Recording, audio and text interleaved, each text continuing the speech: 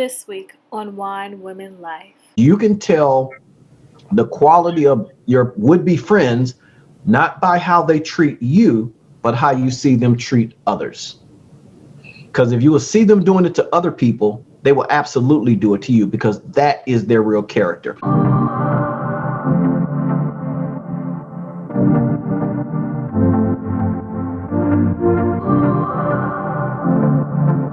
Hey everyone, welcome back to another episode of Wine Women Life. I'm your co-host Christina.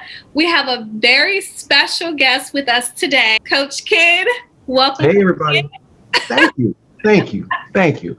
I'm excited. I don't have any wine with me, but I do have water. So that's fine. That's fine. I'm just happy you're here.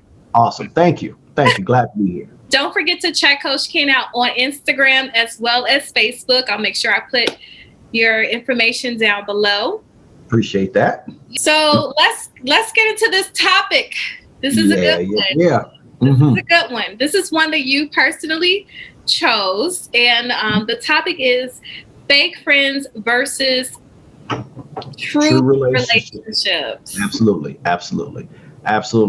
This is something that's, as I've been telling anybody that would listen, that you have to. I'm a big believer in protecting your energy, but in protecting your energy, you are the company that you keep. We expend way too much energy trying to maintain relationships that are not for us. So this, if there was ever a let go and let God moment, it is in some of these friendships that we have. And so hopefully my goal today is to have a conversation with you about fake friends versus true relationships, and just talk through some of the things that in my coaching experience I've seen, and then just get your feedback as well on, what's happening in your world and just your thoughts. So I'm looking to learn as well as to impart. All right, well, let's just dive right into it. Okay. The first thing I want to talk about is the definition of a true friendship. Okay. What do you think the definition of a true friendship is? That's interesting, because I think for men it might be something a little different. For women it might be something different.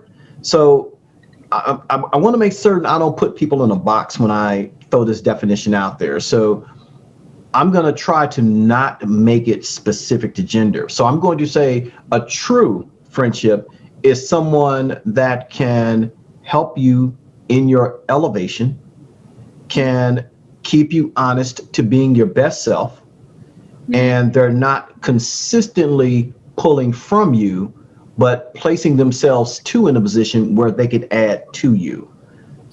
Anyone that you can be yourself around, your authentic self, no matter how goofy or absurd or horrible or whatever it is you might be, if you could be yourself around that person 24/7, no judgment, you got a true friend.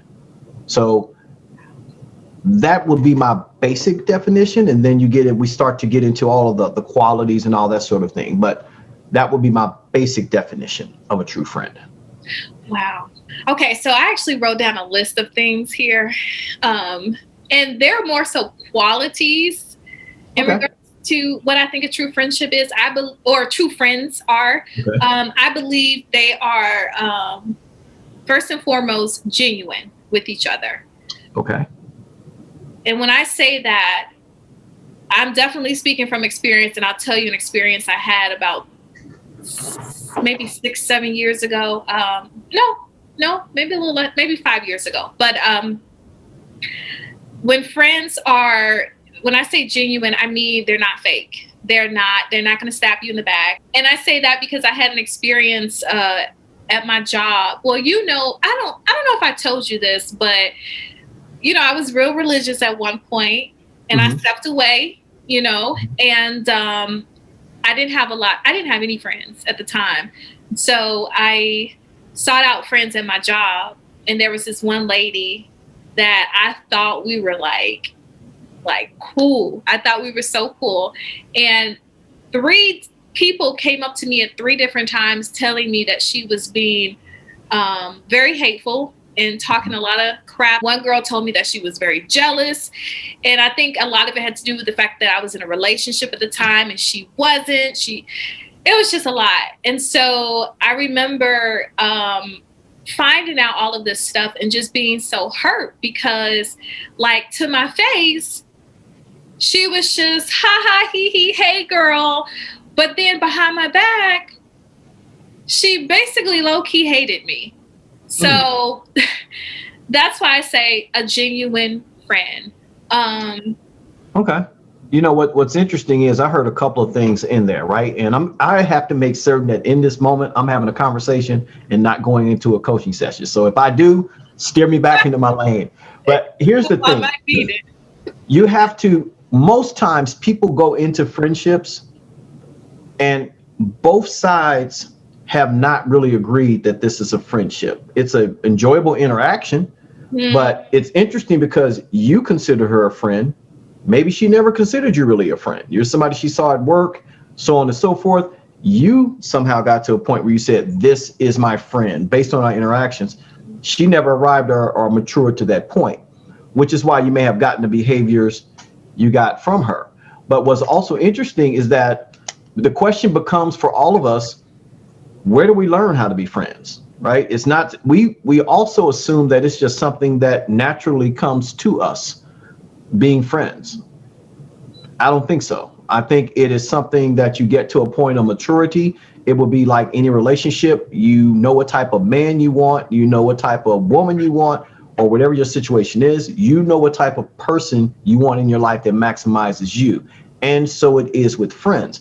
The same methodology that we go about picking mates and spouses is similar to the same methodology that we can use when we're selecting friends.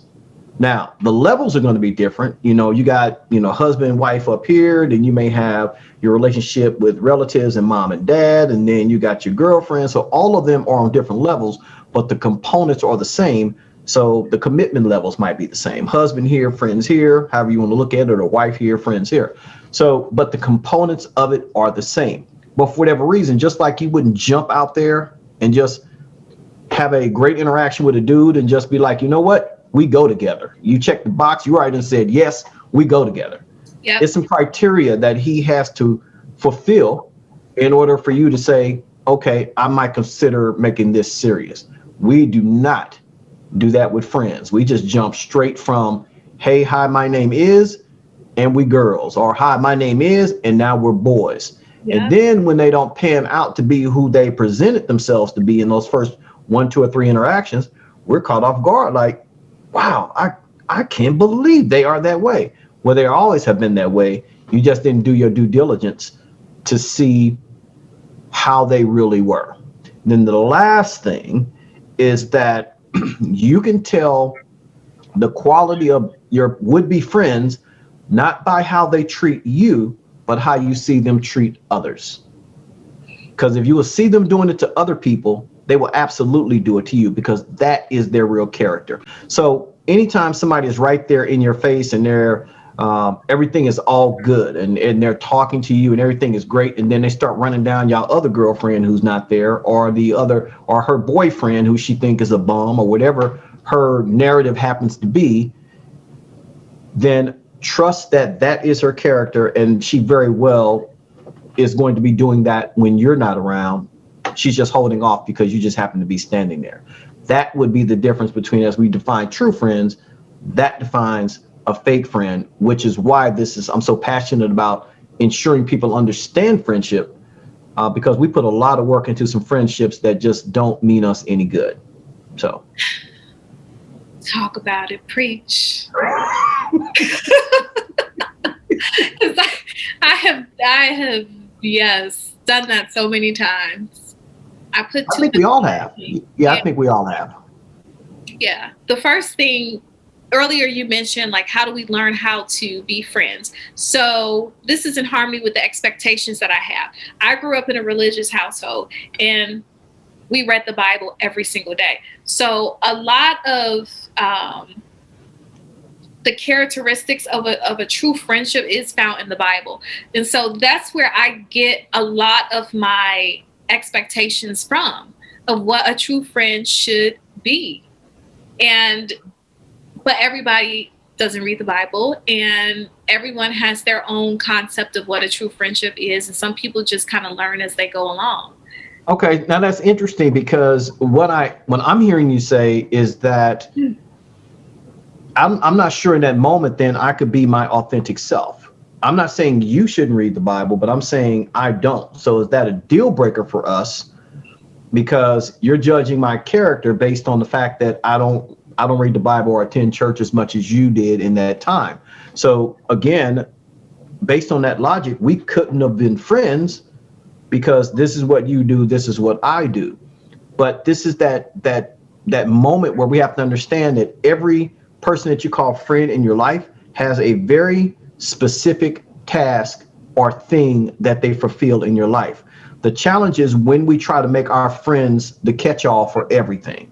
Now, what that simply means is you have a friend that's very funny, right? So when you really want to laugh, that's the friend you call. Now, when you want to borrow money, that ain't the friend you call because they stay broke. That friend is your friend when you want to just have a good laugh and they want you to be uplifted in your spirit. Then you have one friend that's a terrific listener. And then that's the friend you call when you really want to process something. You want to talk about him or her or whatever the case might be. This friend is a terrific listener, right? But you have that other friend that can't hold water. So if I do have something on my heart, I'm not going to call her or him because they can't hold a secret if somebody had a gun to their head. Yeah. But that friend is the one you can call and say, "Hey, girl, so and so is going on," and she get her Vaseline and pull her earrings off, and she ready Right. to ride out. So Exactly. you have different friends that are fulfilling different roles in your life. The challenge is when we want the friend that is very funny to be, we look for them for those expectations. Why don't you ever have any money? I never have any money. You know, that's my thing. Or why don't you ever learn to listen? I don't learn to listen. That's just never been my thing. Or I told you a secret and you went and told somebody. Girl, you knew when you told me I couldn't hold water. I don't even know why you told me. So Right. it's understanding what your friends bring to the table, what their strong suit is, and then also understanding what are some areas that they are open to develop. That's where it gets dicey. The friend that runs their mouth all the time, you say, girl, you need to get it together and stop running your mouth so much. She might just say, that's just who I am. So now I have to make a business decision. Either I'm going to keep her in her lane and keep her as a friend, or I don't particularly parallel with that behavior. And it's not good, bad, or anything like that. It's just that I don't particularly like that behavior. So I'm going to keep it moving. So she's either going to change the behavior and I'm going to accept it, or he's going to change the behavior and I'm going to accept it, or I have to make a decision to bounce. It's very simple. The challenge is we stay in there and just like battle with them, battle with them, battle with them, because we believe they're going to change at some point. They are who they are. And so that's where we have to make that decision on, do I put more energy into this or do I just let it organically play out? That's hard. Like trying to make that decision to pull the plug on a friendship, that's a hard decision. I feel like that's harder than pulling the plug on a relationship, like a Not romantic really. relationship. I would have to respectfully disagree.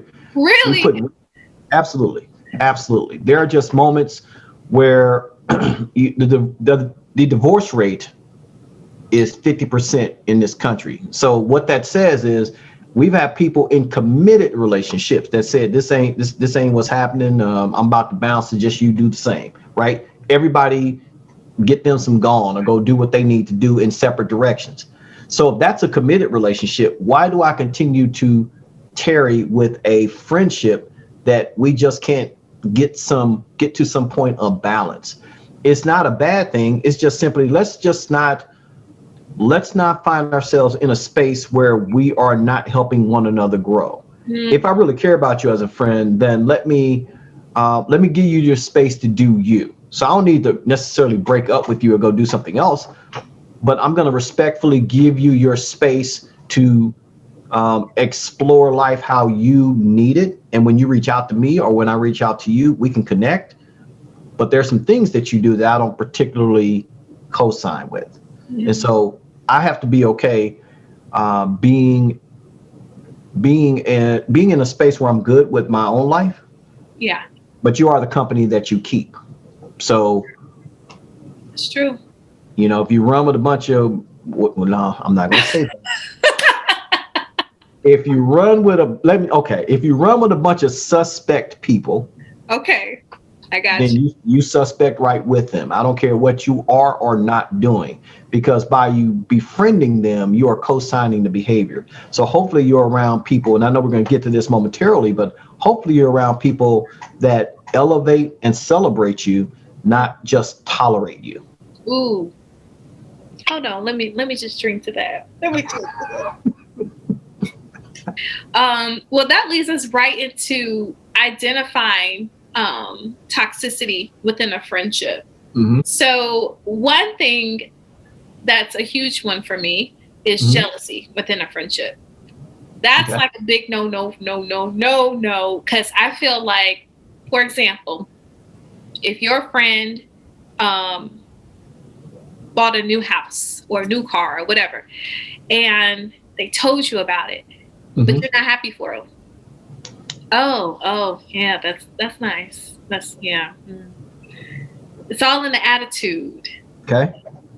I don't appreciate things like that because I feel like a true friend should be happy for you, like genuinely happy for you. Yeah, I might not be able to get that BMW right now, but I'm happy that you got your BMW, or I might not be able to afford, you know, a house, but you did, and I'm proud of you for that. Okay, let me ask you a question in that. And I think that's very interesting, and I do agree that that happens a lot. The question becomes, and this is all hypothetical, of course, but if that person is now driving a BMW, what are you driving? Just hypothetically, you're driving. I'm Uh, driving a beat up old station wagon. okay. And if they have just bought a house, where are you living? I'm living in a little bitty studio. Okay. So there is a theory that I like to call positives and negatives, Uh-huh. and this has nothing to do with the person that is excelling, right? But it has everything to do with the person that you described as someone that isn't happy for their friend. Keep in mind that your positives will bring out somebody else's negatives. So that house and that BMW reminds them that I drive a raggedy station wagon. That house reminds them that I've been in the studio for 13 years. Am I ever going to get out this studio? It all of a sudden starts to bring their life productivity into focus for them. So you can't, and again, this is that thing where you have to recognize it for when your friends have this moment, because we all have that moment of insecurity when somebody's positives bring out our negatives, right? Your inner critic starts to talk to you saying, man, y'all the same age. She got it going on. She finished school. She done got a husband. She doing this, she doing that. And you sitting there asking yourself, well, what's wrong with me? Nothing. That's just her thing. That's what her season. She has that going on right now. But anytime you have a situation where you have, and this is another hypothetical, you can take, and I'll keep it, and if anybody's wondering, I'm keeping this woman specific because it's wine women, right? So I'm Yeah, keeping this specific to women, but I could throw some men examples out there as well. that's But okay. if you took a woman that goes to the gym and keeps herself together and has a good figure or a good shape or what have you, and just looks good in whatever it is she has on. Let her walk into an environment where there are a bunch of women. They Oh, are going to just light her up. Had they don't know her, she has not introduced herself, she has not said her name, but they over there saying, "Look at this." You know, mm-mm. that's so you're the positives, the positives of that woman putting in all that hard work, getting clothes that she knows she looks good in, taking care of herself. That's her positive. She's doing Right. it for her.